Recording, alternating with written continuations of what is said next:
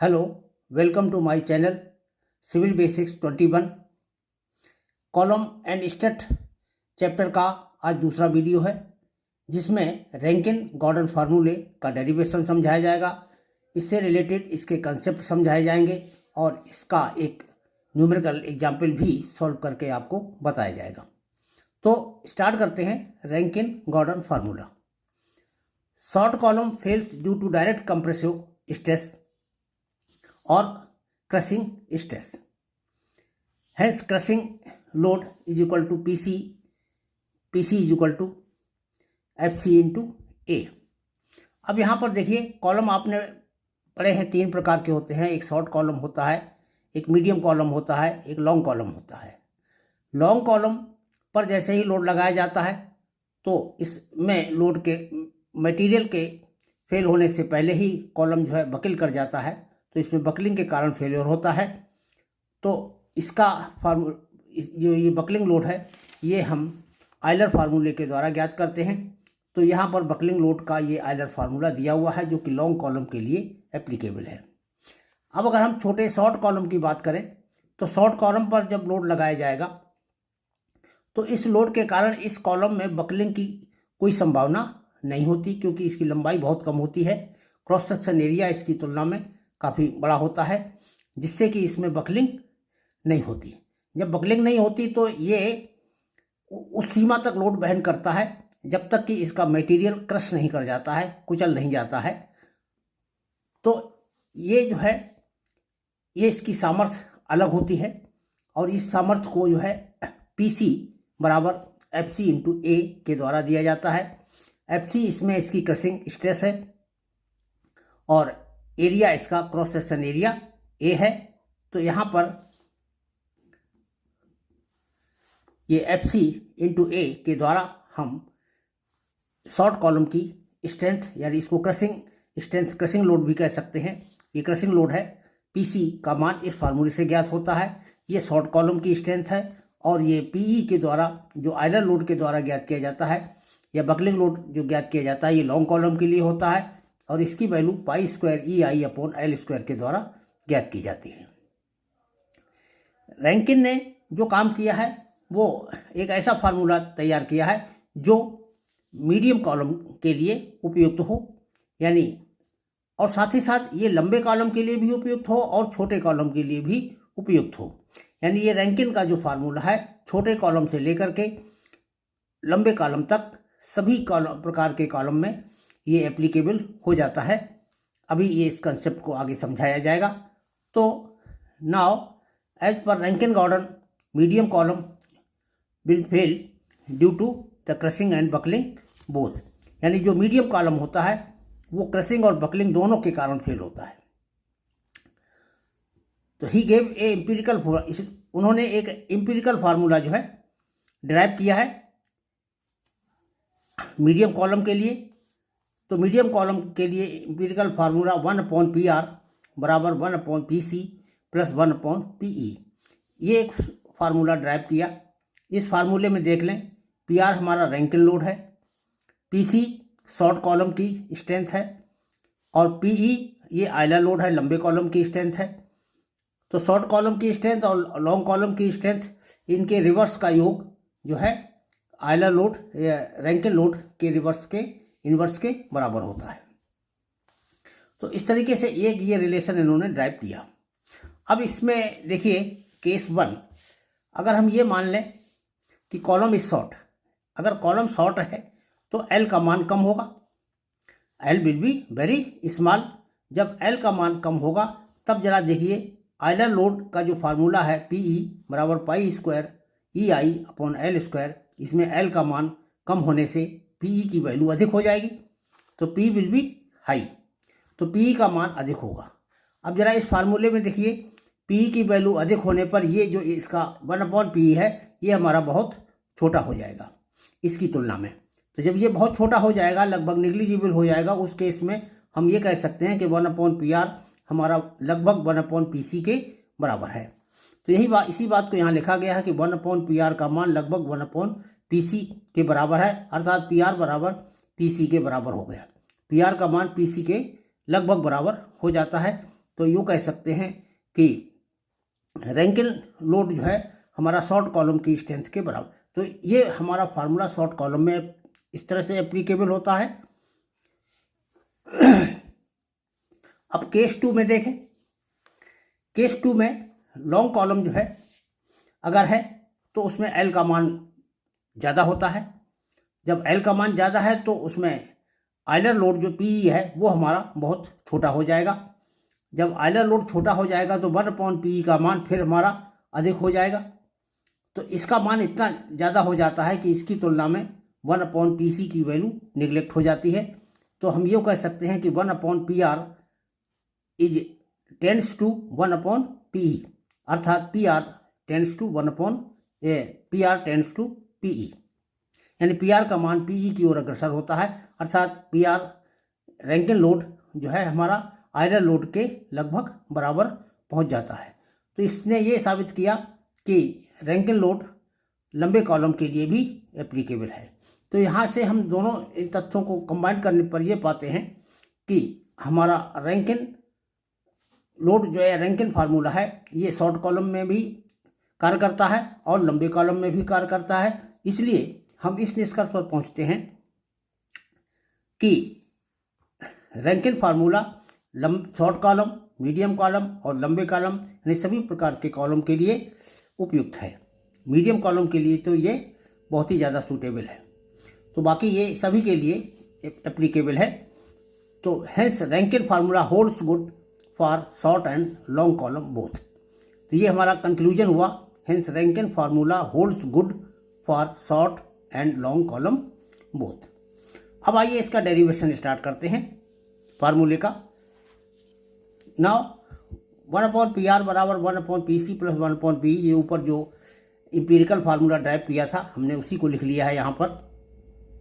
अब इस empirical formula में इसके दाहिने पक्ष को हम सॉल्व करते हैं। इसका पहले एलसीएम लेते हैं। तो एलसीएम हो गया PC इंटू PE। हमने आगे पीछे लिख लिया, पहले PE लिख लिया, बाद में PC लिख लिया। और फिर ये हमारा PE यहाँ पर आ जाएगा और PC यहाँ पर आ जाएगा, बीच में प्लस का चिन्ह होगा। तो इसको सॉल्व करने पर ये आता है PE प्लस PC बटे PE इंटू PC। तो ये 1/PR का मान हुआ। अब इस फार्मूले से 1/PR बराबर इतना हुआ तो यहाँ से हम PR की वैल्यू नोट कर सकते हैं। ये संख्या बटे इसके बराबर हो जाएगा। तो PR बराबर PE इंटू PC बटे PE प्लस PC के बराबर हो गया। अब ये PR की जो ये वैल्यू हुई, इस वैल्यू में क्या करते हैं, ऊपर और नीचे दोनों तरफ हम PE से डिवाइड कर देते हैं। PE से डिवाइड कर देते हैं। जब ऊपर हमने PE से डिवाइड किया तो ये PE कट गया, कैंसिल हो गया, केवल PC बचा। नीचे इन दोनों संख्याओं में हम PE से जब डिवाइड करेंगे तो यहाँ PE से डिवाइड करने पर ये 1 आ जाएगा और ये हमारा PC बटे PE लिखा जाएगा। तो इस तरह से ये हमारा PE से ऊपर नीचे डिवाइड करने पर हमारा व्यंजक इस रूप में कन्वर्ट हो गया, PC बटे 1 प्लस PC अपॉन P। अब इसके बाद हम PC और PE के जो वैल्यूज़ हैं, ऊपर जो फार्मूले हैं उनको हम सब्स्टिट्यूट कर देते हैं। PC बराबर FC इंटू A के बराबर है, ये शॉर्ट कॉलम की स्ट्रेंथ है, बटे 1 प्लस, अब हम PC का मान पहले ऊपर लिखते हैं FC इंटू A बटे नीचे PE की वैल्यू लिख लेते हैं pi square EI upon L square. तो L स्क्वायर ये ऊपर चला जाएगा तो pi square EI upon L square यहाँ पर आ गया। अब हमारा ये व्यंजक बन गया। अब इस व्यंजक में हम ये देखते हैं कि FC ये हमारी मटेरियल की कॉलम जिस मटेरियल का बना है उसकी स्ट्रेंथ होती है, कंप्रेसिव स्ट्रेंथ, क्रशिंग स्ट्रेंथ। तो इसकी वैल्यू कांस्टेंट रहती है। पाई स्क्वायर हमारा कांस्टेंट है, E जो है ये भी हमारा कांस्टेंट है। तो ये तीनों कांस्टेंट हम सेपरेट कर लेते हैं अगले स्टेप में। तो ऊपर हमारा FC इंटू A था, हमने ये लिख लिया, नीचे 1 plus FC upon pi square E, इसको अलग कर लिया। बाकी अब देखिए क्या बचा है, यहाँ से L स्क्वायर बचा है, नीचे I बचा है। और इस I की वैल्यू हम जानते हैं कि I बराबर A के स्क्वायर होता है, जिसमें K हमारा लीस्ट रेडियस ऑफ जायरेशन है। तो ये A के स्क्वायर के बराबर होता है जब, और इसको हम यूँ भी कह सकते हैं I बटे A बराबर K स्क्वायर हो गया। तो यहाँ क्या था, I बटे A। तो ये I बटे A है, इसकी जगह K स्क्वायर यहाँ रख देंगे तो ये L स्क्वायर बटे K स्क्वायर बचेगा, वही मैंने डायरेक्ट लिख लिया है। तो आई की वैल्यू सब्स्टिट्यूट कर देने के बाद ये एल अपॉन के का होल स्क्वायर बन गया। तो ये एल अपॉन के का होल स्क्वायर यहाँ हो गया। अब आगे देखिए एफ सी इंटू ए, ये तो वही पद है, 1 प्लस ये जो हमने 3 पद निकाले थे जो तीनों कांस्टेंट हैं, एफ सी बटे पाई स्क्वायर ई, इसकी जो वैल्यू है ये ए से रिप्रेजेंट की जाती है और ये एक कांस्टेंट है पूरा मिला करके, और यही हमारा रैंकिन कांस्टेंट कहलाता है। ए को हम रैंकिन कांस्टेंट बोलते हैं। तो ये हमारा रैंकिन कांस्टेंट हो गया। बाकी ब्रैकेट में एल अपॉन के का होल स्क्वायर हो गया, जहाँ पर एल इसकी इक्विवेलेंट लेंथ है और के इसका लीस्ट रेडियस ऑफ जाइरेशन है। तो अब ये हमारा फार्मूला इस तरह से फाइनली किस रूप में आ गया वो देख लें। रैंकिन लोड पी आर बराबर एफ सी इंटू ए अपॉन 1 प्लस ए इंटू एल अपॉन के का होल स्क्वायर। तो ये हमारा रैंकिन फार्मूला फाइनली ड्राइव होकर के इस रूप में आया है। तो ये डेरिवेशन हमारा कंप्लीट हुआ। इस डेरिवेशन में एफ सी उस मटेरियल की क्रशिंग स्ट्रेंथ होती है जिस मटेरियल का कॉलम बना हुआ है। ये कॉलम का क्रॉस सेक्शन एरिया होता है। ये रैंकिन कांस्टेंट कहलाता है। एल इसकी जो है कॉलम की इक्विवेलेंट लेंथ होती है या इफेक्टिव लेंथ होती है। ये कॉलम की सिरा कंडीशन पर डिपेंड करती है। और के इसका लीस्ट रेडियस ऑफ जाइरेशन होता है। और लीस्ट रेडियस ऑफ जाइरेशन कैसे ज्ञात किया जाता है? के बराबर under root I upon A, I minimum upon A, ये हमारा के मिनिमम ज्ञात हो जाएगा। लीस्ट रेडियस ऑफ जाइरेशन के बराबर under root I minimum upon A फार्मूले के द्वारा के की वैल्यू ज्ञात कर ली जाती है, जिसमें ए क्रॉस सेक्शन एरिया है, आई कॉलम का जो मोमेंट ऑफ इनर्शिया है एक्स एक्सिस और वाई एक्सिस पर, इन दोनों में जो कम है आई मिनिमम उसकी वैल्यू ऊपर रखते हैं, उसमें एरिया का भाग लगाते हैं, अंडर रूट ले लेते हैं तो के ज्ञात हो जाता है। तो इस तरह से सिंपल फार्मूले के द्वारा हम रैंकिन लोड की गणना कर लेते हैं। अब इसमें एक कांस्टेंट आया था Rankine constant. Rankine constant different material के लिए अलग अलग होता है। इसके लिए एक तालिका दी गई है। हालांकि जो क्वेश्चन आते हैं उसमें रैंकिन कांस्टेंट की वैल्यू जो है क्वेश्चन में ही दे दी जाती है। फिर भी यहाँ जानकारी के लिए बता दें, एक ये टेबल है, यहाँ ये मटेरियल लिखे हुए हैं। मटेरियल इस दूसरे कॉलम में है। पहला है कास्ट आयरन, दूसरा माइल्ड स्टील, तीसरा रॉट आयरन, चौथा would timber, would oblique timber. तो ये मैक्सिमम कंप्रेसिव स्ट्रेस एफसी की वैल्यू यहाँ पर इसमें दी गई है। ये भी क्वेश्चन में दी जाती है। ये हमको यहाँ से याद नहीं करनी है, फिर भी यहाँ जानकारी के लिए इसी टेबल से हम डाटा नोट करते हैं। यंग्स मॉडुलस जो मटेरियल है उसके अकॉर्डिंग ये जीपीए में दिया हुआ है। यंग्स मॉडुलस की वैल्यू, ई की वैल्यू जो है जीपीए में है, गीगा पास्कल 91.2, 210, 213, 96। और रैंकिन कांस्टेंट ए का मान जो है कास्ट आयरन के लिए 1/1600 होता है, माइल्ड स्टील के लिए 1/7500 होता है और रॉट आयरन के लिए 1/9000 होता है, वुड ऑब्लिक टिम्बर के लिए 1/2000 होता है। तो ये हमारी रैंकिन कांस्टेंट की वैल्यूज़ हो गई। अब इसके बाद एक न्यूमेरिकल के द्वारा हम क्वेश्चन को समझते हैं, कैसे इसके क्वेश्चन किए जाते हैं।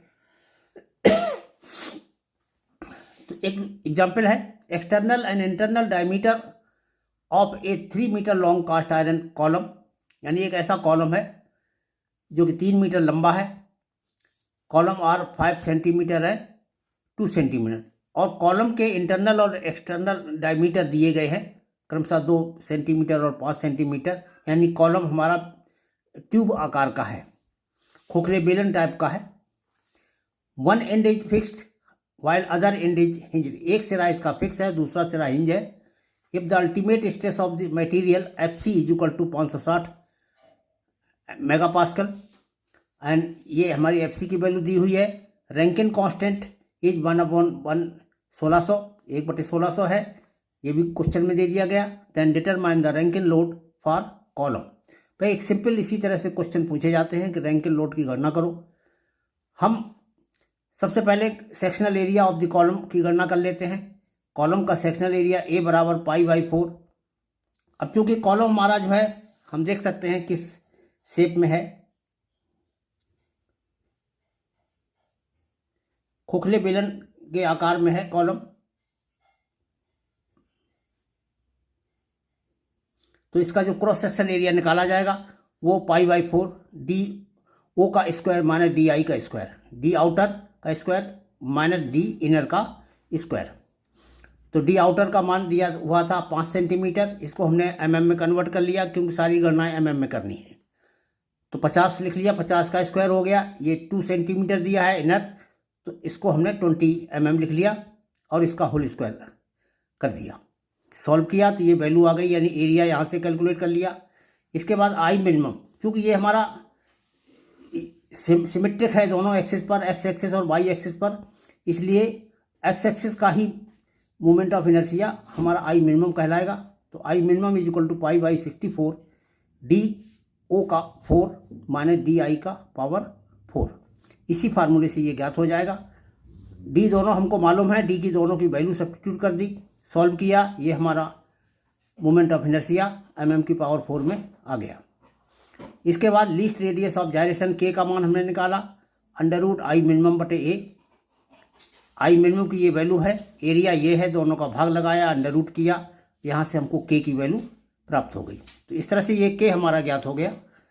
अब इसके बाद रैंकिन लोड का हमने फार्मूला सीधे अप्लाई किया, पी आर बराबर F C into A upon 1 plus A bracket में एल अपॉन के का होल स्क्वायर। देखिए एफ सी की वैल्यू दी हुई है क्वेश्चन में 560, ये हमने रख ली। एरिया निकाला हुआ है वो सब्स्टिट्यूट कर दिया। 1 प्लस ए ये हमारा रैंकिन कांस्टेंट है 1/1600, ये क्वेश्चन में दिया हुआ है। और ये है इफेक्टिव लेंथ या इक्विवेलेंट लेंथ एल, ये सिरा स्थिति पर डिपेंड करती है। इसका एक सिरा फिक्स है, एक सिरा हिंज है। तो इसके लिए एल अपॉन √2 इसका इक्विवेलेंट लेंथ होती है।